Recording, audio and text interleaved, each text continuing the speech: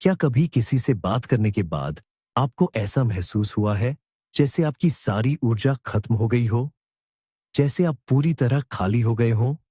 आज हम एक मुश्किल लेकिन बहुत जरूरी विषय पर बात करेंगे। हम जानेंगे 12 ऐसे संकेत जो बताते हैं कि शायद किसी खास व्यक्ति से सारे संबंध खत्म करने का समय आ गया है। और इस कठिन काम में हमारी मदद करेगा प्राचीन लेकिन आज भी बहुत प्रासंगिक दर्शन, स्टोइकवाद, स्टोइसिज्म। तैयार हो जाइए जानने के लिए कि आप अपनी अंदरूनी शांति की रक्षा कैसे कर सकते हैं।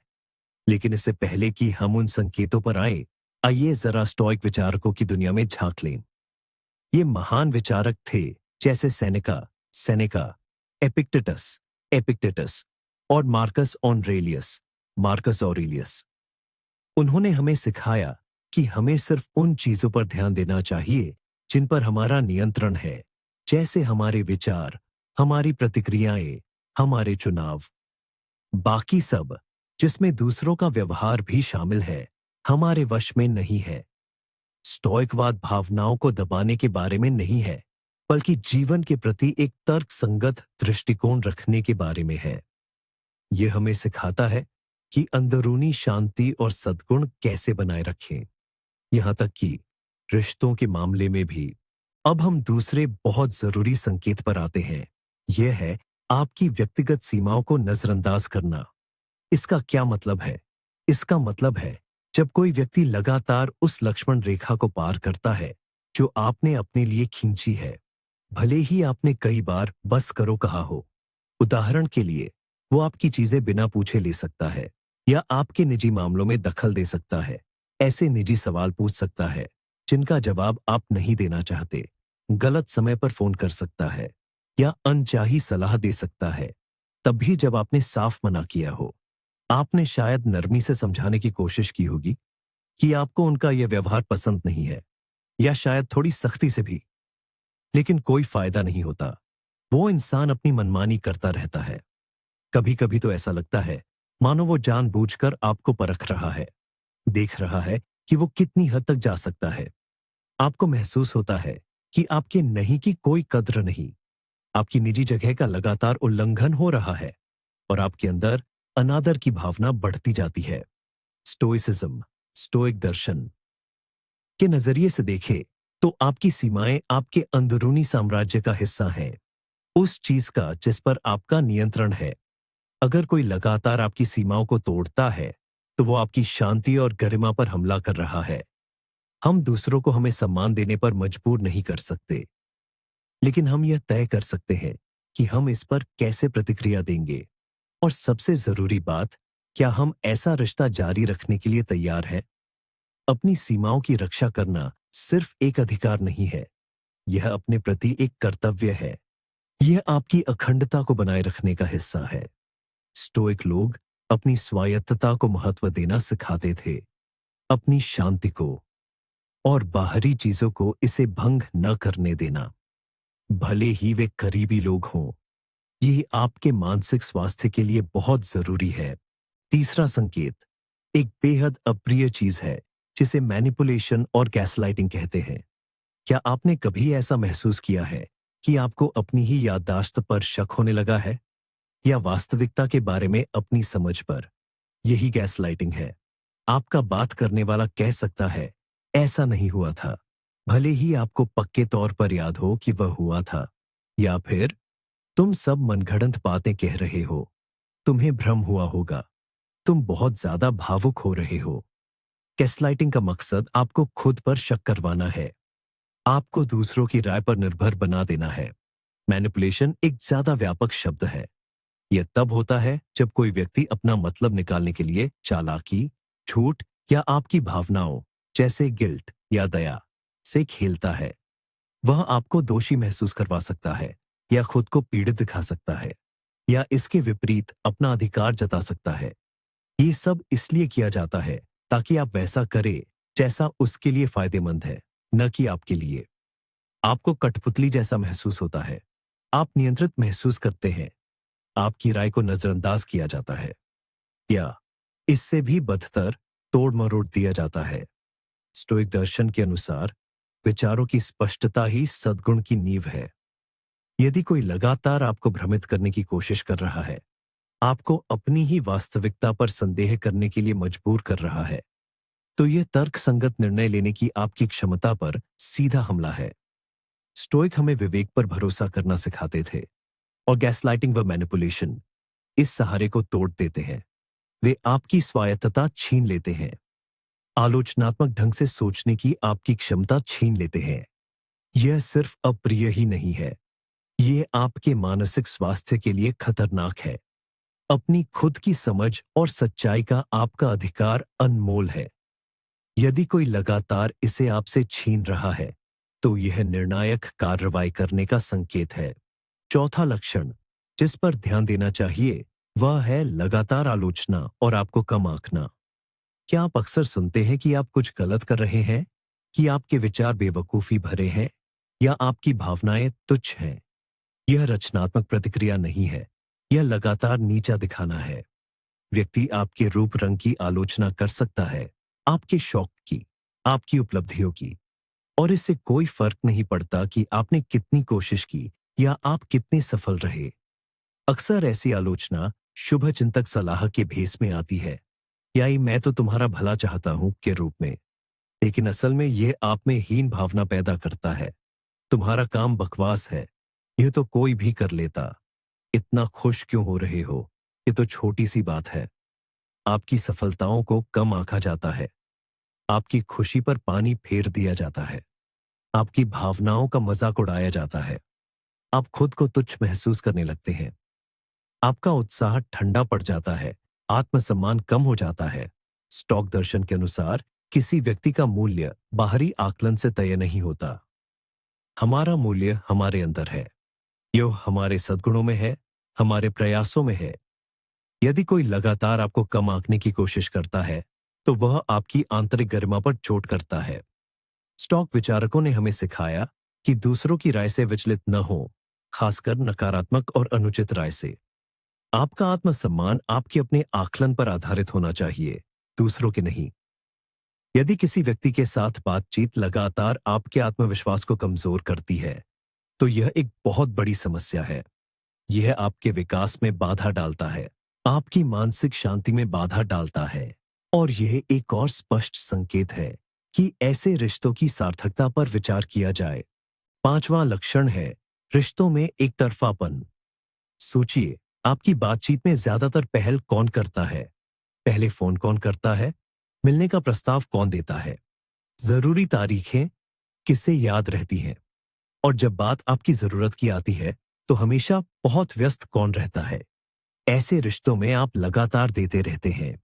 आप अपनी ऊर्जा, समय और भावनाएं लगाते हैं, लेकिन बदले में बहुत कम मिलता है या कुछ भी नहीं। ये कई तरह से दिखाई देता है। उदाहरण के लिए, आप दूसरों की समस्याएं हमेशा सुनने के लिए तैयार रहते हैं। आप सहारा देते हैं, बुलाने पर पहुंच जाते हैं, लेकिन जब आपको मदद की जरूरत होती है, तो वह व्यक्ति अचानक गायब हो जाता है या शामिल न होने के हजारों बहाने ढूंढ लेता है। आपकी विनतियां नजरअंदाज की जाती है, आपकी समस्याएं कम करके आंकी जाती है। यह भावना कि आप हमेशा एक तरफा खेल खेल रहे हैं बहुत चोट पहुंचाती है। आप खुद को इस्तेमाल किया हुआ महसूस करते हैं, अकेला और भावनात्मक रूप से खाली। स्टोइसिज्म सिखाता है कि हम दूसरे लोगों के कामों को नियंत्रित नहीं कर सकते, लेकिन हम अपनी उम्मीदों और अपने फैसलों को नियंत्रित कर सकते हैं। अगर रिश्ते एक तरफा हैं, तो यह न तो आपके लिए और न ही आपकी आंतरिक शांति के लिए फायदेमंद है। आपके संसाधन, समय, ऊर्जा, ध्यान कीमती है, और इन्हें वहां लगाना चाहिए जहां कुछ तो प्रतिफल मिले। अगर यह नहीं है, तो ऐसे रिश्ते में बने रहना खुद को जानबूझकर थकाना है।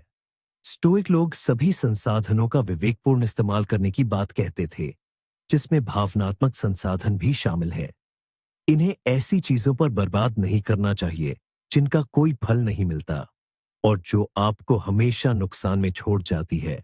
यह निराशा और मानसिक थकावट का सीधा रास्ता है।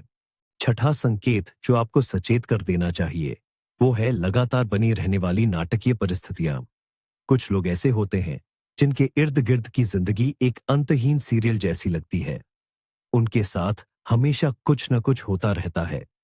जोरदार झगड़े, अप्रत्याशित संकट, कभी खत्म न होने वाली परेशानियां, और आप बिना चाहे भी लगातार इन कहानियों में उलझते चले जाते हैं। आपसे सुलह कराने को या किसी का पक्ष लेने को कहा जाता है, या बस घंटों उनकी नई मुश्किलों की बातें सुनने को। और हैरानी की बात यह है कि ये ड्रामे शायद ही कभी खत्म होते हैं।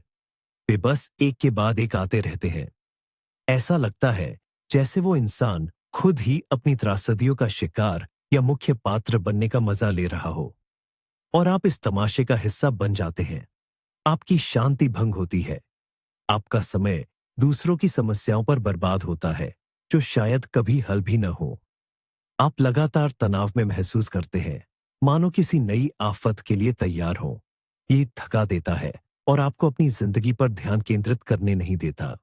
स्टोइक दर्शन के अनुसार हम अविचलित रहने और शांत रहने का प्रयास करते हैं। अगर कोई इंसान अपने इर्द गिर्द लगातार अराजकता पैदा करता है, तो वह आपकी आंतरिक शांति को भंग करता है। स्टोइक सिखाते थे कि हम जिस चीज को नियंत्रित कर सकते हैं, उसे उससे अलग पहचाने, जिसे नहीं। दूसरों के ड्रामे, दूसरों के फैसले, ये हमारे नियंत्रण से बाहर है। उन्हें लगातार अपनी जिंदगी में घुसने देना, इसका मतलब है अपनी आंतरिक शांति का त्याग करना। यह आपकी जिम्मेदारी नहीं है कि आप दूसरों के अंतहीन संकटों के लिए लगातार बचावकर्ता या दर्शक बने रहे। आपका लक्ष्य है मन की स्पष्टता और आत्मा की शांति बनाए रखना। और अगर कोई इसमें लगातार बाधा डाल रहा है, तो शायद समय आ गया है कि आप इस अंतहीन ड्रामे से दूरी बना लें। रिश्तों में दिक्कत की 7वीं निशानी है जब आपके समय और आपकी बनाई योजनाओं की कद्र न की जाए। क्या आपके साथ कभी ऐसा हुआ है कि आप समय पर किसी मुलाकात पर पहुंचे हों, लेकिन दूसरा व्यक्ति बार बार देरी से आता रहा? या फिर वो आखिरी पल में बिना किसी ठोस वजह के मुलाकात रद्द कर देता है? शायद वो कोई मिलने का समय तय करे और फिर उसे भूल जाए, या फिर बिना पहले से बताए उसे बार बार टालता रहे। यह चीजें सिर्फ मुलाकातों तक सीमित नहीं हैं। इसका असर और भी कई तरीकों से दिखता है। जैसे कोई आपको देर रात या सुबह सुबह फोन कर सकता है, आपकी दिनचर्या की परवाह किए बिना, या आपको जरूरी कामों से भटका सकता है क्योंकि उसे लगता है कि उसकी जरूरतें ज्यादा अहम हैं। वो आपका समय लंबी बातों या फरमाइशों में बर्बाद कर सकता है, यह सोचे बिना कि आपके भी अपने काम हैं, अपनी योजनाएं हैं, आपकी अपनी जिंदगी है। आपको महसूस होता है कि आपके समय की कद्र नहीं है, कि उसके लिए इसका कोई मायने नहीं है। आपको लगता है कि आपका इस्तेमाल किया जा रहा है, या बस आपका सम्मान नहीं किया जा रहा है। स्टोइक दर्शन के हिसाब से समय हमारे सबसे कीमती लेकिन सीमित संसाधनों में से एक है। महान स्टोइकों में से एक, सेनेका, अक्सर जीवन की क्षण भंगुरता और हर पल का बुद्धिमानी से उपयोग करने के महत्व के बारे में लिखते थे। अगर कोई लगातार आपका समय बर्बाद कर रहा है, तो समझिए कि वो आपके जीवन पर, आपके उन कामों को करने की क्षमता पर हमला कर रहा है जो आपके लिए जरूरी है। स्टोइक हमें अनुशासन और आत्मनियंत्रण रखने की सलाह देते थे, खासकर अपने समय के मामले में। दूसरों को अपने समय का लापरवाही से इस्तेमाल करने देना मतलब है कि आप खुद अपने समय की कद्र नहीं करते। अगर ऐसा व्यवहार लगातार होता रहे, तो यह एक साफ संकेत है। वो व्यक्ति आपका सम्मान नहीं करता, वो आपके समय का सम्मान नहीं करता। और अब समय आ गया है कि आप इस कीमती संसाधन की रक्षा करें। 8वां संकेत, जो अक्सर सबसे मजबूत रिश्तों को भी तोड़ देता है, वह है सहयोग की जगह ईर्ष्या और प्रतिस्पर्धा। आपने काम में सफलता हासिल की, कुछ अच्छा खरीदा, कोई खुशी की खबर साझा की, और जवाब में आपको कुछ ऐसा सुनने को मिलता है जैसे, अरे तुम्हें तो बस किस्मत से मिल गया, या शायद मुझसे तो ऐसा कभी नहीं हो पाता। या फिर क्या वो शख्स तुरंत अपनी ज्यादा बढ़ती उपलब्धियों के बारे में बताने लगता है, या इसके विपरीत आपकी उपलब्धियों को कम करके आंकने की कोशिश करता है? जब आप अपनी सफलता के बारे में बताते हैं, तो सच्ची खुशी की जगह आप तनाव महसूस करते हैं। आपको लगता है कि वह व्यक्ति आपका साथ नहीं दे रहा, बल्कि आपसे मुकाबला कर रहा है। आपकी जीत उसे चिढ़ाती है और आपकी हार से उसे अंदर ही अंदर खुशी मिलती है। यह दोस्ती या किसी भी स्वस्थ रिश्ते से बिल्कुल अलग है, क्योंकि सच्चा समर्थन तो दूसरे की खुशी में दिल से खुश होना है। ये सहानुभूति है, ये मदद है, न कि उससे आगे निकलने की होड़ या दूसरे के दुख में खुशी मनाना। स्टोइक दर्शन के अनुसार ईर्ष्या उन भावनाओं में से एक है जो इंसान को मन की शांति पाने से रोकती है। यह विनाशकारी है। यह ईर्ष्या करने वाले और जिसके प्रति ईर्ष्या है, दोनों के लिए नुकसानदायक है। स्टोइक सिखाते थे कि बाहरी चीजें जैसे सफलता या दौलत असली भलाई नहीं है। असली भलाई तो सद्गुण में है। अगर कोई आपकी उपलब्धियों से लगातार जलता रहता है, तो वह सच्ची चीजों की कद्र नहीं करता और आपकी खुशी में शामिल नहीं हो सकता। आपको प्रेरित करने की बजाय वह आपको नीचे खींचता है। इस तरह का रिश्ता आपके विकास में सहायक नहीं होता और कोई संतोष नहीं देता, बल्कि यह आपके आत्मविश्वास को कमजोर करता है और माहौल को जहरीला बना देता है। यह सोचने लायक है कि क्या आपको जिंदगी में ऐसी प्रतिस्पर्धा चाहिए। नौवीं ऐसी आदत जो अक्सर आपकी सारी शक्ति चूस लेती है, वो है बिना कुछ बदलने की इच्छा के लगातार शिकायत करना। क्या आप ऐसे लोगों को जानते हैं? उनकी जिंदगी समस्याओं का सिलसिला है। हमेशा कोई और दोषी होता है। मौसम खराब है, बॉस जालिम है, सरकार अन्याय कर रही है और आप उनके लिए एक कंधा बन जाते हैं। आप घंटों उनकी रोनी सूरत सुनते हैं। आप समाधान सुझाते हैं, सलाह देते हैं और जवाब में मिलता है, हाँ लेकिन, या यह काम नहीं करेगा। जबकि हकीकत में वो इंसान कुछ बदलना नहीं चाहता। वो अपनी स्थिति सुधारने का कोई प्रयास नहीं करता। वो बस शिकायत करना चाहता है और चाहता है कि लोग उसे सुने, मानो उसे पीड़ित होने में मजा आता हो। और आपकी भूमिका एक अंतहीन श्रोता और दिलासा देने वाले की रह जाती है। आप अपनी ऊर्जा दूसरों की न सुलझने वाली समस्याओं पर बर्बाद करते हैं और खुद को बेबस महसूस करते हैं, क्योंकि आपकी सलाह को नजरअंदाज किया जाता है और स्थिति बदलती नहीं। स्टोइक दर्शन के अनुसार हम केवल अपने कर्मों और अपने दृष्टिकोण को नियंत्रित कर सकते हैं। निष्क्रिय रहकर शिकायतें करना यह समय और ऊर्जा की बर्बादी है, आपकी भी और शिकायत करने वाले की भी। स्टोइक्स ने सिखाया कि हमें उस पर ध्यान केंद्रित करना चाहिए जिसे हम बदल सकते हैं, और उसे स्वीकार करना चाहिए जिसे हम नहीं बदल सकते। अगर कोई व्यक्ति कार्रवाई करने के लिए तैयार नहीं है, तो उसकी लगातार शिकायतें सुनना सिर्फ आपको थकाएगा। इससे न तो उसे फायदा होता है न आपको। यह सहारा देना नहीं है, यह निष्क्रियता में साथ देना है। आपका समय और ऊर्जा बहुत कीमती है। इन्हें ऐसी चीजों पर बर्बाद न करें जिनसे कोई प्रगति नहीं होती। अपनी मानसिक शक्ति को नकारात्मकता के इस अंतहीन प्रवाह से बचाएं। संपर्क तोड़ने की जरूरत का 10वां संकेत है आपकी जिंदगी को कंट्रोल करने की कोशिशें।